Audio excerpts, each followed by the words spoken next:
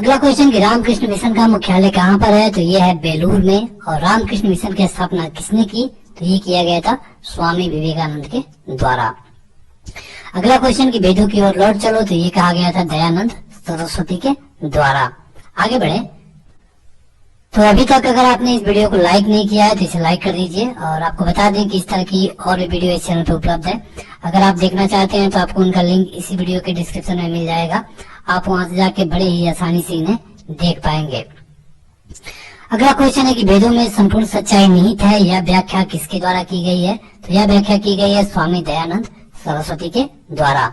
अगला क्वेश्चन कि वेदांत कॉलेज की स्थापना किसने की, तो वेदांत कॉलेज की स्थापना की गई थी राजा राम मोहन राय के द्वारा। यहाँ पे आप देख रहे होंगे कि एक से दो व्यक्ति के अंडर में ये पूरे क्वेश्चन घूम रहे हैं। राजा राम मोहन राय, स्वामी दयानंद सरस्वती, गोविंद रानडे, तो यही लोग थे जिन्होंने भारत में के आजादी के समय धार्मिक सुधार के लिए काम किया था। और सबसे खास बात कि यही प्रश्न है जो परीक्षाओं में पूछे जाते हैं। अगला क्वेश्चन कि राजा राम मोहन राय और डेविड हेयर किस स्थापना से जुड़े हुए थे, तो ये था हिंदू कॉलेज। आगे बढ़े तो अगला है कि राजा राम मोहन राय के इंग्लैंड जाने के बाद ब्रह्म समाज की बागडोर किसने संभाली, तो ये थे रामचंद्र विधावागीस। इन्होंने जब राजा राम मोहन राय इंग्लैंड चले गए तो इन्होंने जो ब्रह्म समाज था उसकी स्थापना संभाली। अगला क्वेश्चन कि सती प्रथा का अंत कब हुआ, तो ये हुआ था 1829 में। और सती प्रथा के अंत में सबसे अधिक प्रयास किसका रहा, तो ये थे राजा राम मोहन राय का। अगला क्वेश्चन कि सेंट्रल हिंदू कॉलेज की स्थापना किसने की, तो ये किया गया था एनी बेसेंट के द्वारा। और अगला क्वेश्चन कि रामकृष्ण मिशन की स्थापना कब हुई थी, तो ये हुई थी 1896 या फिर 97 में कलकत्ता में। और कलकत्ता में कहा, तो बेलूर मठ में। अगला क्वेश्चन कि स्वामी दयानंद सरस्वती का मूल नाम क्या था, तो यहाँ पे मूल नाम था इनका मूल शंकर। और अगला क्वेश्चन कि स्वामी दयानंद सरस्वती के विचारों का वर्णन किस पुस्तक में मिलता है, तो ये है सत्यार्थ प्रकाश। देखिए यहाँ पे कुछ क्वेश्चन रिपीटेड है तो हम उन्हें छोड़ते चल रहे हैं। अगला क्वेश्चन है कि आर्य समाज की स्थापना कब हुई थी, तो आर्य समाज की स्थापना हुई थी 1875 में। किसके द्वारा हुई थी, तो दयानंद सरस्वती के द्वारा। यहाँ पे देखिए, यहाँ पे लिखा गया है। अगला क्वेश्चन कि कूका आंदोलन किसने चलाया था, तो कूका आंदोलन गुरु राम सिंह के द्वारा चलाया गया था। और ये क्वेश्चन बेहद महत्वपूर्ण है, कई बार पूछा जा चुका है। अगला क्वेश्चन कि रामकृष्ण परमहंस की पत्नी का नाम क्या था, तो इनका नाम था शारदा मणि। और रामकृष्ण परमहंस मतलब कि स्वामी विवेकानंद के गुरु। अगला क्वेश्चन कि शिकागो विश्व धर्म सम्मेलन में स्वामी विवेकानंद ने कब भाग लिया था, तो ये भाग लिया था इन्होंने 1893 में। अगला क्वेश्चन कि शुद्धि आंदोलन किसने चलाया, तो ये चलाया गया था दयानंद सरस्वती के द्वारा। जो संसद होती है वो 3 चीजों से मिलकर बनती है। पहला होता है इसमें राष्ट्रपति, दूसरा होता है लोकसभा और तीसरा राज्यसभा। तो इन तीनों से मिलकर के संसद बनती है। और संसद में जो लोकसभा होता है उसको लोअर सदन कहते हैं, लोकसभा को। और जो राज्यसभा होता है उसको अपर सदन कहते हैं। राज्यसभा में 250 लोग होते हैं और लोकसभा में 550 या फिर 552 लोग होते हैं। तो यहाँ पे पहला क्वेश्चन है कि लोकसभा का जनक किसे माना जाता है, जनक कहें या फिर प्रथम लोकसभा अध्यक्ष कहें, तो ये दोनों का एक ही उत्तर होगा, जीवी मावलंकर। जीवी मावलंकर मतलब कि इनका पूरा नाम है गणेश वासुदेव मावलंकर। तो ये लोकसभा के प्रथम अध्यक्ष थे। अगला क्वेश्चन कि लोकसभा का सचिवालय किसके नियंत्रण में होता है, जो लोकसभा में सचिवालय होता है तो ये लोकसभा के नियंत्रण, जो लोकसभा के अध्यक्ष होते हैं उनके नियंत्रण में होता है। देखिए जो लोकसभा होता है इसमें लगभग 550 या फिर अधिकतम 552 मेंबर हो सकते हैं। यहाँ पे ये लोग मिल करके एक अध्यक्ष का चयन करते हैं और ये अध्यक्ष लोकसभा का सदस्य होता है। जरूरी है कि ये लोकसभा का सदस्य होगा और उसी में से एक व्यक्ति को अध्यक्ष चुना जाता है।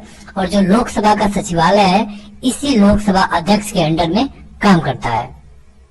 अगला क्वेश्चन कि लोकसभा का सदस्य बनने के लिए न्यूनतम आयु कितनी होनी चाहिए, मतलब कि जो लोकसभा है तो इसके लिए जो न्यूनतम आयु होनी चाहिए ये उसकी 25 साल। और इसके लिए हर 5 साल पे लोकसभा चुनाव होता है। जैसे कि लोकसभा चुनाव 2014, 2019, 2004, 2009, तो हर 5 साल पे लोकसभा का चुनाव होता है।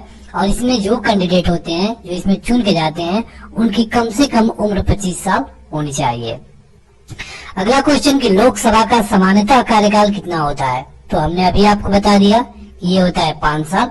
हालांकि इसे समय से पहले भंग किया जा सकता है, लेकिन ऐसा तभी होगा जब वहाँ पे जो सरकार होगी वो अगर लिख के देती है प्रेसिडेंट को, तभी राष्ट्रपति उसे भंग कर सकते हैं समय से पहले। तो कभी कभी ये भी पूछा जाता है कि क्या लोकसभा का कार्यकाल 5 साल से अधिक भी हो सकता है। तो इसका उत्तर है कि हाँ, ऐसा तब किया जा सकता है जब भारत में आपातकाल लगा हो। तो वहाँ पे लोकसभा के जो सेशन है उसको 1 साल बढ़ाया जा सकता है, और 1 साल के बाद अगर आपातकाल फिर भी लगा हुआ है तो एक बार 1 साल और बढ़ाया जा सकता है। मतलब कि ऐसा नहीं है कि आप 5 साल के बाद एक ही बार 2 साल के लिए बढ़ा दो, ऐसा नहीं हो सकता। वहाँ पे आप 1-1 साल करके 2 से 3 बार बढ़ा सकते हैं। अगला क्वेश्चन कि लोकसभा को कौन भंग कर सकता है। तो भंग करने का अधिकार केवल और केवल राष्ट्रपति को है, लेकिन यहाँ पे जरूरी है कि राष्ट्रपति प्रधानमंत्री के कैबिनेट की सलाह पर ही करे। हालांकि यहाँ पे सलाह नहीं है, यहाँ पे लिखित देना पड़ता है। तो यहाँ पे देखिए, इस वीडियो का पीडीएफ तो उपलब्ध नहीं होगा, लेकिन अगर आप इसे लाइन बाय लाइन पढ़ना चाहते हैं तो आपको इसका लिंक इसी वीडियो के डिस्क्रिप्शन में मिल जाएगा। वहां जाके आप और भी इसी तरह के मैटर पढ़ पाएंगे। लेकिन अगर आप इस वीडियो में बने रहेंगे तो आपको कुछ एक्स्ट्रा फैक्ट भी मिलता रहेगा। अगला क्वेश्चन है कि लोकसभा के प्रथम उपाध्यक्ष कौन थे। तो अध्यक्ष तो आपने देख लिया कि अध्यक्ष थे जीवी मावलंकर, लेकिन उपाध्यक्ष कौन थे। तो ये थे अनंत सैनम आपंगर। ये दक्षिण भारत से हैं, अनंत सैनम आपंगर। थोड़ा सा इनका नाम उल्टा है। अगला क्वेश्चन कि भारत की प्रथम महिला लोकसभा अध्यक्ष कौन है। तो ये है मीरा कुमार, और ये एक महिला है और ये बिहार से आती है। ये जो कांग्रेस की सरकार रही उसी में लोकसभा की अध्यक्ष रही, और ये पहली महिला लोकसभा अध्यक्ष है। अगला क्वेश्चन कि संविधान में लोकसभा के सदस्यों की मूल संख्या क्या है। मूल संख्या कहने का मतलब ये कि यहाँ पे अधिकतम संख्या कितनी हो सकती है। तो यहाँ पे अधिकतम संख्या हो सकती है 552। लेकिन ये ऐसा नहीं है अभी तक, मतलब 2019 में हम बता रहे हैं कि ऐसा नहीं है कि जो 552 है इतनी संख्या पूरी ही होती है। यहाँ पे कुछ सीटें खाली रखी गई हैं, ताकि अगर हम किसी देश का कोई भी विभाग अगर हम हासिल करते हैं तो वहाँ पे जो लोग होंगे उनको प्रतिनिधित्व देने के लिए उन सीटों का प्रयोग किया जा सकता है। और जो ये 552 है इसे 2026 तक बढ़ाया नहीं जा सकता है। मतलब कि अगर जरूरत हुआ, जैसे कि जनसंख्या बढ़ रही है, तो जरूरत पड़ी तो 2026 के बाद इसे चेंज किया जा सकता है। 552 को 570 या 580 या फिर 600 किया जा सकता है, लेकिन 2026 से पहले ऐसा नहीं किया जाएगा। अगला क्वेश्चन कि वर्तमान में लोकसभा के कितने सदस्य हैं। तो वर्तमान की बात हो रही है तो ये है 545, और अधिकतम कितने हो सकते हैं तो 552। अगला क्वेश्चन है कितने दिनों तक अनुपस्थित रहने पर लोकसभा के सदस्य की सदस्यता समाप्त हो जाती है।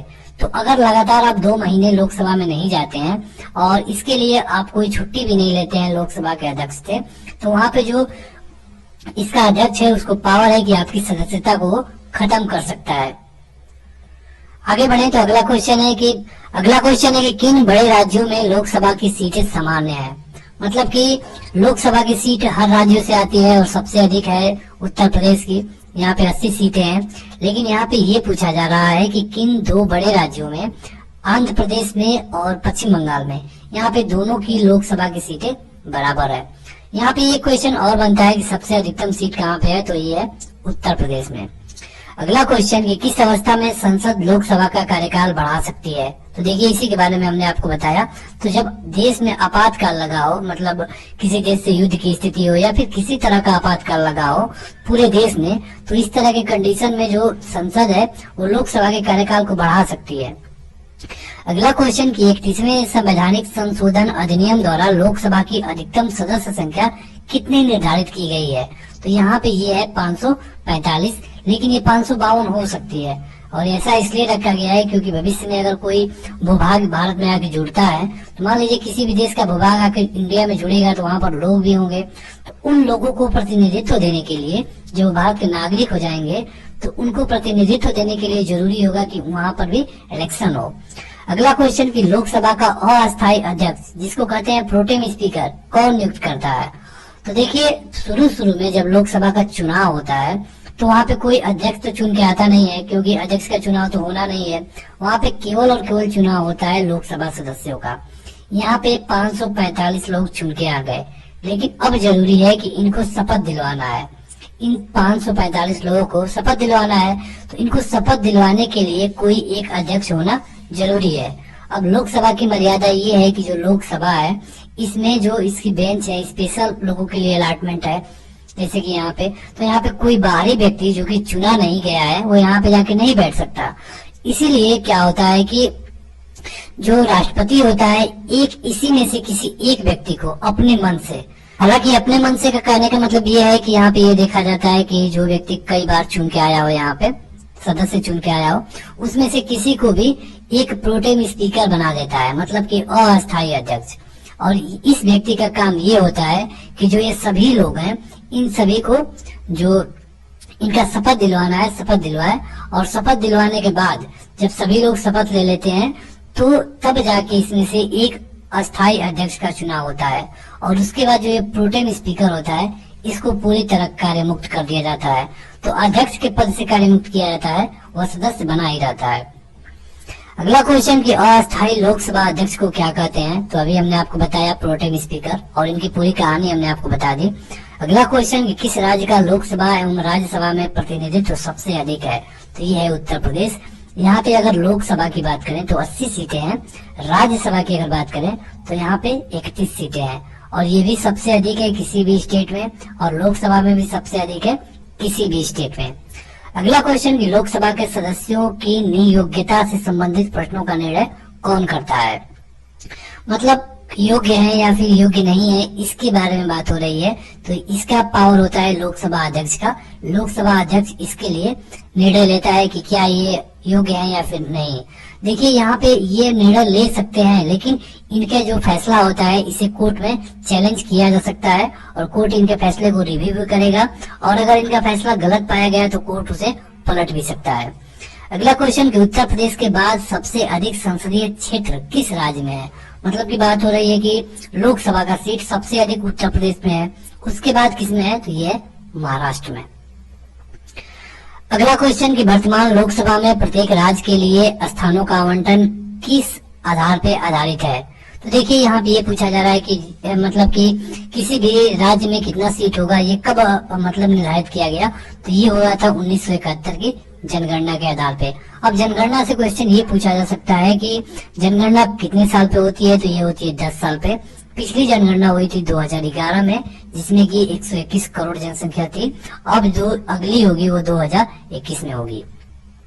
अगला क्वेश्चन कि किस राज्य में लोकसभा की संख्या सबसे कम है, तो सबसे कम वाले जो स्टेट है उनकी संख्या कुछ ज्यादा ही है, जैसे नागालैंड है, सिक्किम है, मिजोरम है।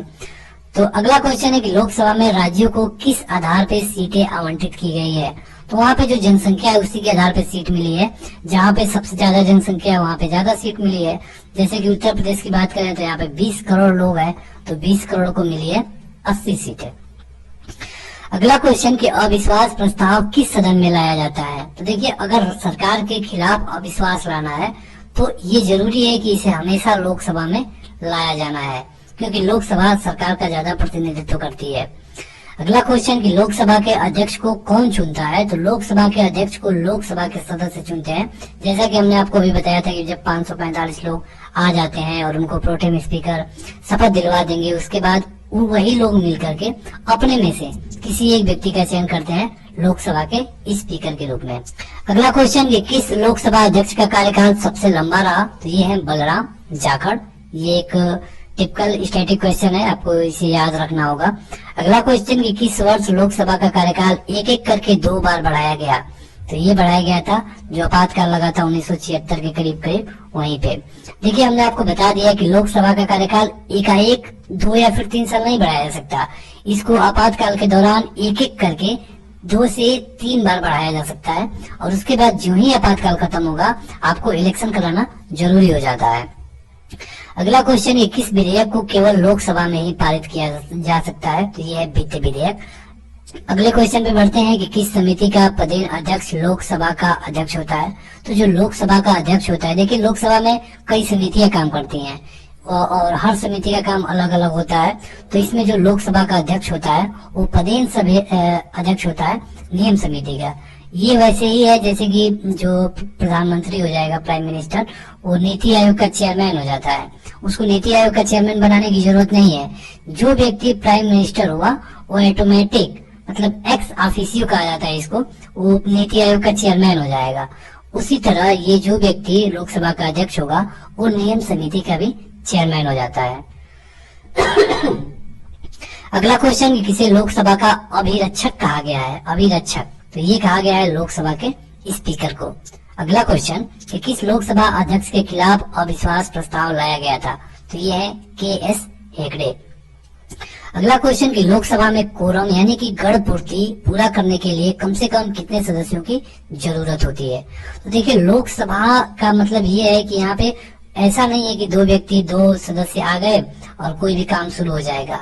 यहाँ पे उसकी कार्रवाई शुरू करने के लिए, कार्रवाई तो दूर की बात, जो उसका अध्यक्ष है वो तब तक अपने चेयर पे नहीं बैठेगा, तब तक वो अपने चेयर पे नहीं आएगा जब तक कि उसमें कम से कम 1/10 लोग आ नहीं जाते। अब 1/10 क्या है? तो यहाँ पे जो 545 आप देख रहे हैं, इसी का 1/10 यानी कि 55 लोग, लगभग 55 लोग जब तक यहाँ आ नहीं जाएंगे, इसमें जो सदन है, लगभग 55 लोग के जब तक आ नहीं जाते हैं तब तक कार्रवाई शुरू नहीं की जा सकती। और वहाँ पे कोई भी रूल अगर आप पास करेंगे तो वो नहीं माना जाएगा।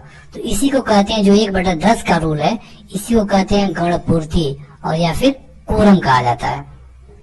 अगला क्वेश्चन, की संघ शासित क्षेत्र दिल्ली कितने प्रतिनिधि निर्वाचित करके लोकसभा में भेजता है?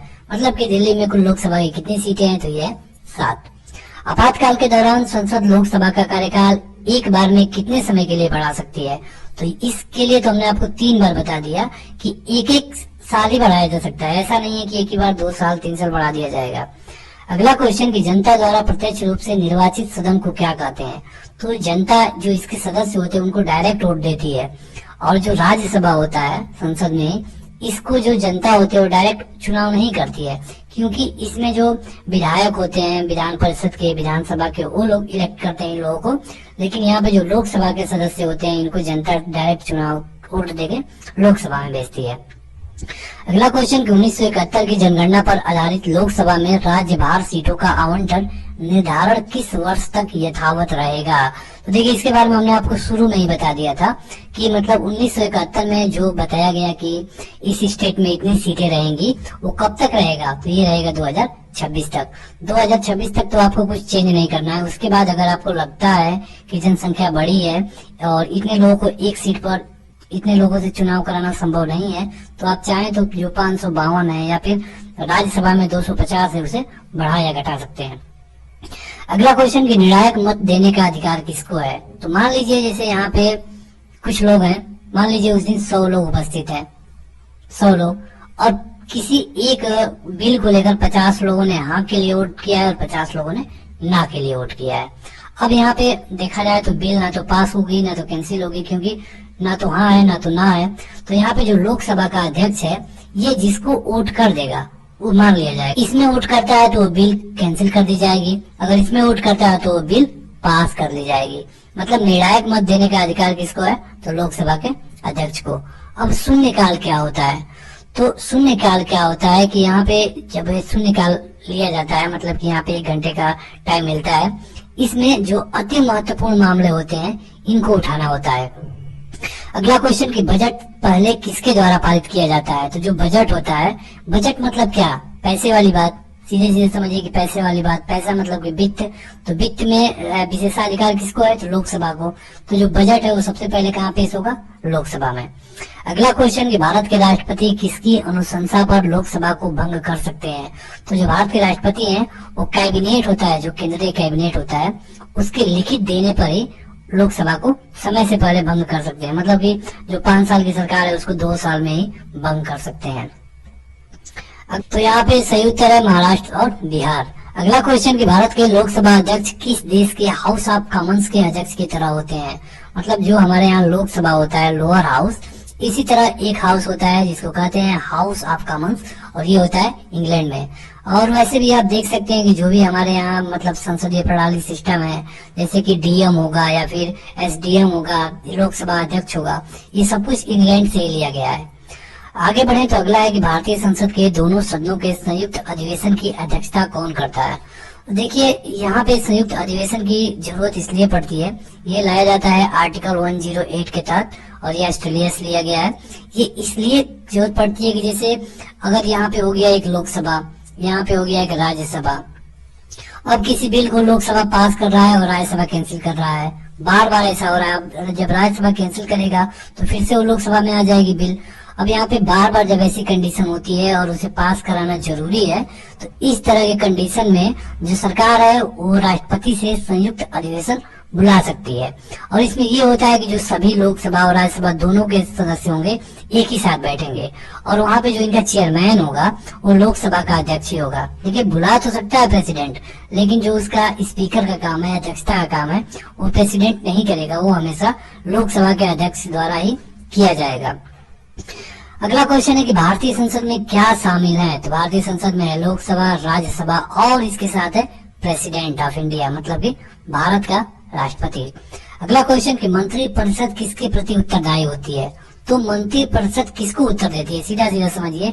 तो जो मंत्री होते हैं इनको जवाब देना पड़ता है लोकसभा में, क्योंकि जब विपक्ष का कोई भी मतलब सदस्य पूछता है तो इसका जवाब वहाँ पे जो उपस्थित होते हैं मंत्री उन्हीं को देना पड़ता है।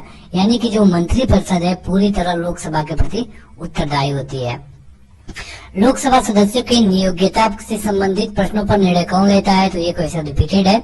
अगला क्वेश्चन कि यदि कोई व्यक्ति राज्यसभा का सदस्य है तो क्या वह लोकसभा में भी अपना वक्तव्य दे सकता है।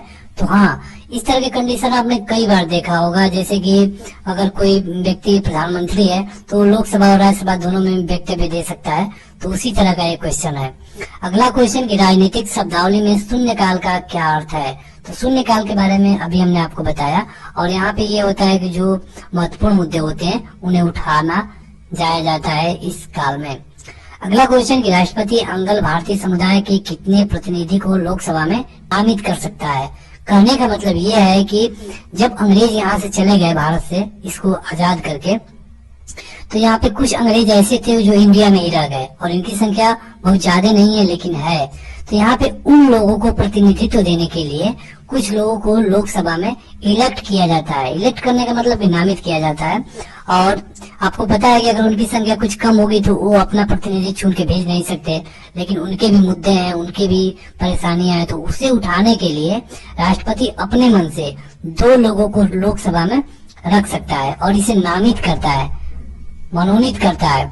और इसी तरह राज्यसभा में 12 लोगों को किया जा सकता है, लेकिन ये आंग्ल भारतीय नहीं होते हैं।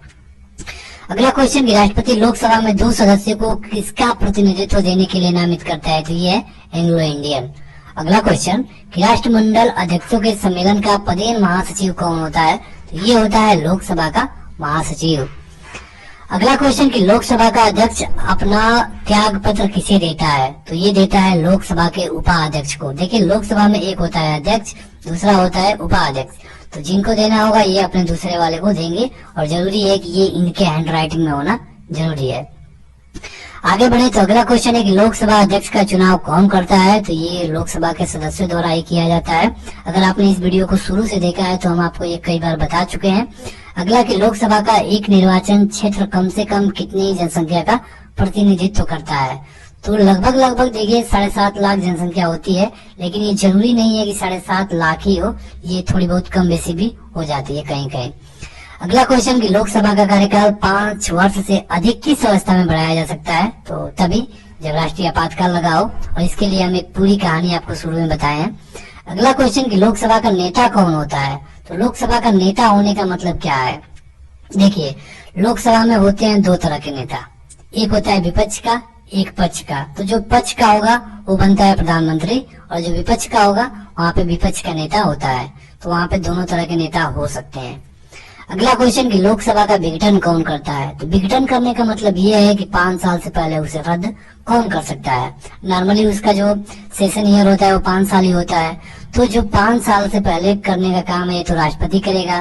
क्यों करेगा। तो जब कैबिनेट लिख के देगा तभी करेगा। आगे बढ़े तो अगला क्वेश्चन है कि लोकसभा के अध्यक्ष या फिर उपाध्यक्ष की अनुपस्थिति में लोकसभा का अध्यक्षता कौन करता है।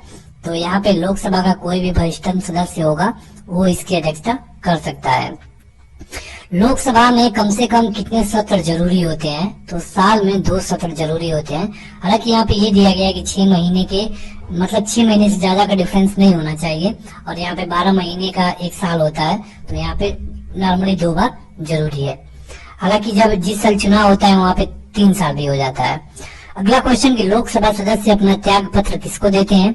तो जो लोकसभा के सदस्य होंगे, और ये हमेशा देंगे लोकसभा के अध्यक्ष को।